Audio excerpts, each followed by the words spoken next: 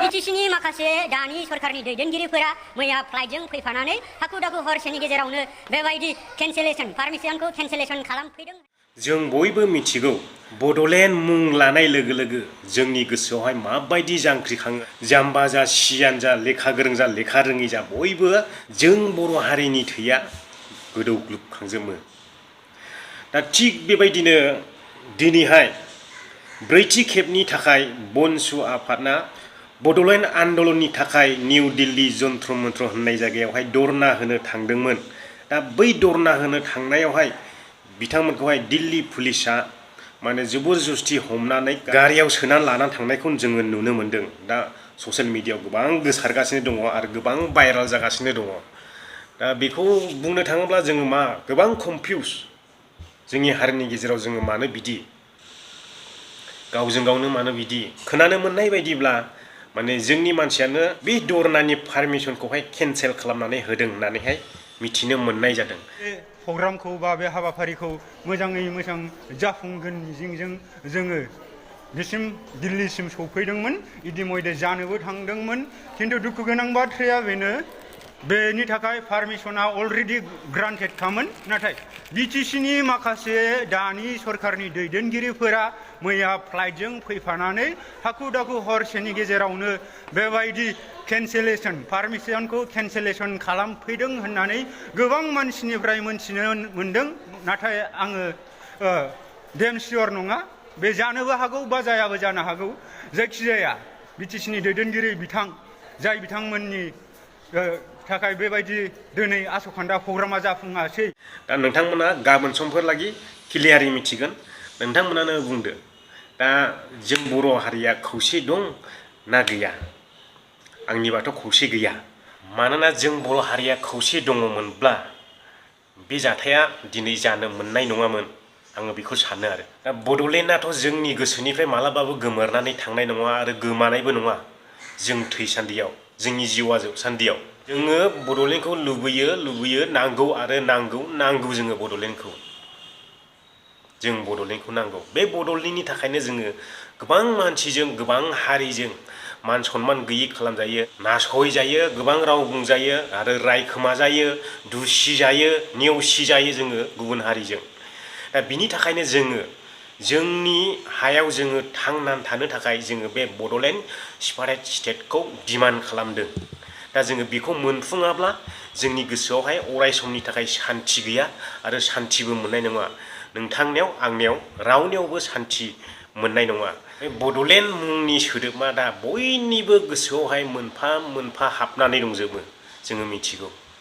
दा जोङो लेखा रोङा जानो हागौ, जोङो जाम्बा जानो हागौ, थेवबो जोङो लुबैयो जोंनि स्टेटखौ जोङो लुबैयो। दा जोङो हनै गुबुन स्टेटआवहाय थानानैहाय बिसिबां आलाय सिलाय खामानि मावनानै जानानैहाय जोङो गुबुनजोंहाय मान सनमान गैयि खालामजायो, गुबुनजों मा राव बुंजायो, गुबुनजों मा नासयजायो, बेखौ जोंसो मोनदांगासिनो दङ। जायनाखि आसाम आउट स्टेटआव थानानै दङ बैसोर मानसिया बेफोरखौ दा मोनदांजोबनानै दङ।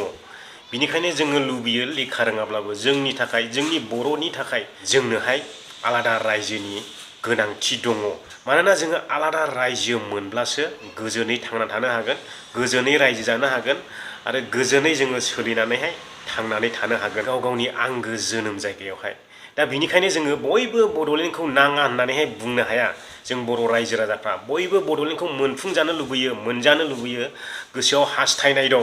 नाथाय जोंखौ सोर बुरबक खालामगासिनो दङ? जोङो जाम्बा जाम्बि लेखा रोङैफोरखौहाय, जायनाखि जोंनिनो हारिनि, जोंनिनो गोजौ लेभेलाव थानाय, गोजौ मासियाव जिरायनाय बैफोर दैदेनगिरिफ्रासो जों रायजो राजाफोरखौहाय मोस्लेट खालामगासिनो दङ, थगायगासिनो दङ।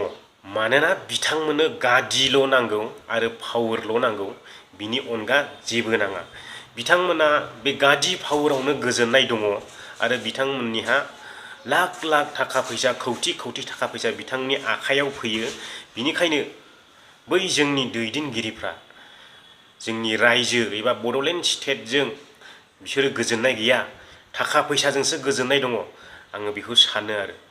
मानोना जोङो सासे जाम्बा हिसाबैब्लाबो साननो हायोदि बेफोरखौहाय। आरो गोसोआव बेबो सोंथि फैबावो जोंनावहाय, गोबाङानो बुङो जों बड'लेण्ड मोना, बर'आ बड'लेण्ड मोना, बड'लेण्ड जाया।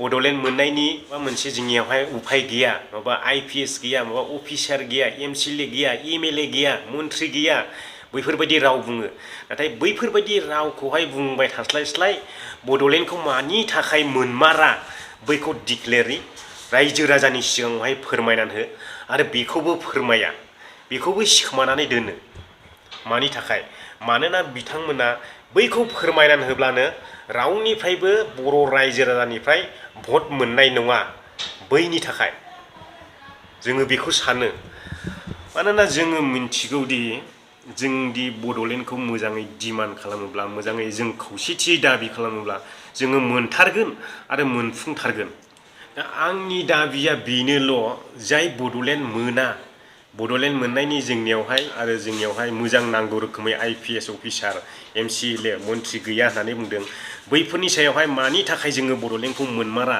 जोंनियाव मा खम दंमारो बैखौहाय जोंनि जायनाखि बे बड'लेण्ड मोना होननानै बुंग्रा बै बिथांमोना मोजाङै बिजिरनानै हो रायजो राजाफोरनि सेरावहाय अब्लानो रायजो राजाफ्रा बुजिगोन मानि थाखाय जों बड'लेण्ड मोनमारा नैबेखौसो आङो लुबैयो दायो दा जोङो बेफोरबायदि गावजों गाव एना एनि नांलाय खमलाय बेखौ हमहोलाय बैखौ हमहोलाय खालामबाय थानायनिथ' जेबो लाब गैया सोरनि खहा जागोन जोंनिनो खहा जों बर'निनो खहा ब्रैथि खेब जोंनि बिटिआर एकर्ड जालांबाय दा बै बिटिआर एकर्ड जालांनायावबो माखासे खहाफोरखौ नुनानै माखासे जोंनि मेलेमजिबि सानखांनो गोरोंफ्रा दिनैहाय दिल्लीयावहाय सोमावसारनो थाखाय थांदोंमोन नाथाय बै थांनायावहाय दिनैहाय उद जिबौनि खुगा सिनानै थानायाव मोसाया बारसोमफैबाय होननाय बायदि थिग बेबायदिनो जादों बायहेरायाव दसे सम थांनानै भिडिअ खालामहैलाबो जोबोद डिस्टार्ब सोरबा गारि सालायनाय सोरबा मेसिन सालायनाय बेनिखायनो रुमाव फैफिननांलायबाय दा आं बे फंसे बाथ्राखौल' बुंनो सानो गासैबो रायजो राजाफ्राखौहाय